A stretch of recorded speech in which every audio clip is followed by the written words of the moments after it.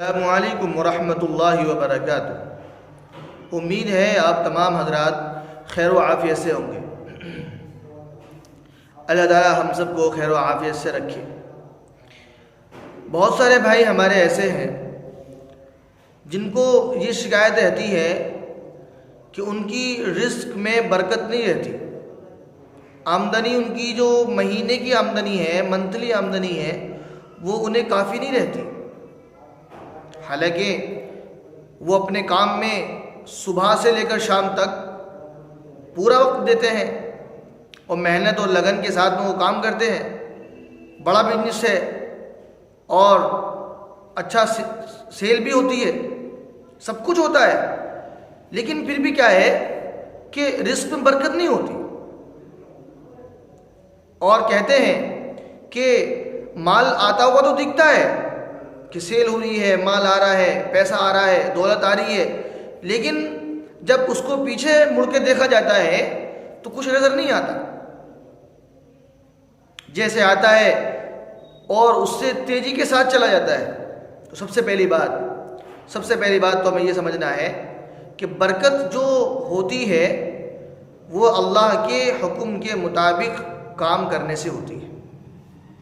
اصل میں ہوتا کیا ہے کہ ہم دھوکہ دے کر، ہم جھوٹ بول کر، ہم خراب چیز کو اچھے پیسوں میں دے کر ہم اس میں اپنا ہنر سمجھتے ہیں اور ہم نے سوچتے ہیں کہ ہم نے اس کو بے وقوف بنا دیا اور اس سے ہمارا کیا ہے، مال میں اضافہ ہوگا۔ بظاہر ہمیں اضافہ ہوتا ہوا نظر آئے گا، لیکن اللہ تبارک و تعالیٰ کے حکم کو توڑنے کی وجہ سے اللہ تعالیٰ اس میں سے برکت کو نکال لیں گے۔ دوسری غلطی ہماری یہاں ہوتی ہے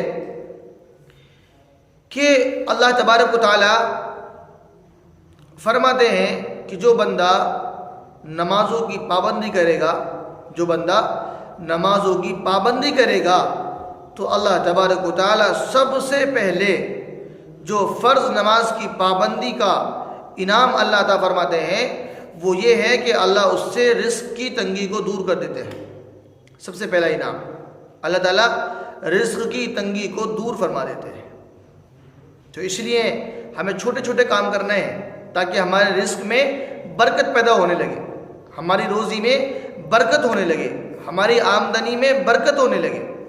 ایسا نہیں ہے کہ میں نے ابھی آپ کو ایک دعا بتائی اور دعا پڑھنے کے بعد ہماری برکت شروع ہو گئی، چاہے ہمارے غلط کام کتنے بڑھتے رہیں، اللہ کے حکم کو توڑتے رہیں، جھوٹ اور دغا دیتے رہیں اور برکت کی امید رکھیں، ایسے برکت نہیں ہوتی کہ خالی دعا پڑھ لی اور خالی دعا پڑھ کر کام ہو گیا، ایسا نہیں ہے۔ جس طریقے پر دوا کے ساتھ ایک اس کا پرہیز بھی ہوتا ہے تب جا کے اس کو فائدہ ہوتا ہے مریض کو، اور اگر دوا کھائے اور پرہیز نہ کرے تو وہ دوا اس کو نقصان دے گی، فائدہ نہیں دے گی۔ فائدے کے بغیر وہ نقصان تو دے سکتی ہے لیکن فائدہ نہیں پہنچا سکتی۔ تو اس لیے دوا کے ساتھ پرہیز ضروری ہے، پرہیز پہلے ہوتا ہے، دوا بعد میں ہوتی ہے۔ تو اس لیے پہلے ہمیں اپنے اندر پرہیز پیدا کرنا ہے، اس کے بعد ہم دوا کریں گے انشاءاللہ۔ وہ دوا ہم آپ کو آج بتاتے ہیں، دوا اور دعا دونوں ہیں۔ بہت پیاری دعا ہے رزق کی برکت کے لیے، اور رزق کی تنگی کو دور کرنے کے لیے کہ جن بھائیوں کو شکایت رہتی ہے۔ وہ دعا کیا ہے؟ عبد الغنی بھول پوری رحمۃ اللہ علیہ بڑے مشہور بزرگ گزرے ہیں، اور ایک آپ لوگوں نے عام طور پر نام سنا ہوگا، حضرت حاجی امداد اللہ مہاجر مکی رحمۃ اللہ علیہ۔ اللہ تعالیٰ ان حضرات کی قبروں کو نور سے منور فرمائے۔ بڑے اللہ والے گزرے ہیں، اللہ کے ولی گزرے ہیں۔ عبد الغنی بھول پوری رحمۃ اللہ علیہ یہ فرماتے ہیں کہ حضرت حاجی امداد اللہ مہاجر مکی رحمۃ اللہ علیہ نے نقل کیا ہے، انہوں نے اس بات کو فرمایا ہے کہ جو شخص صبح کو 70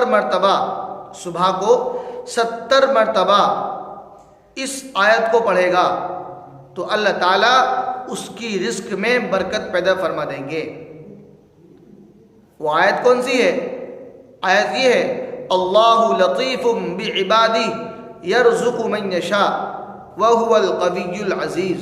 ایک مرتبہ اور سن لیں، اللہ لطیف بعبادہ یرزق من یشاء وَهُوَ الْقَوِيُّ الْعَزِيزُ.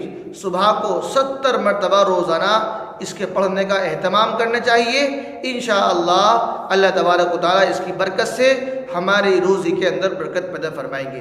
اور آخری بات وہی کہ سب سے پہلے ہمیں اللہ کے احکام کو پورا کرنا پڑے گا.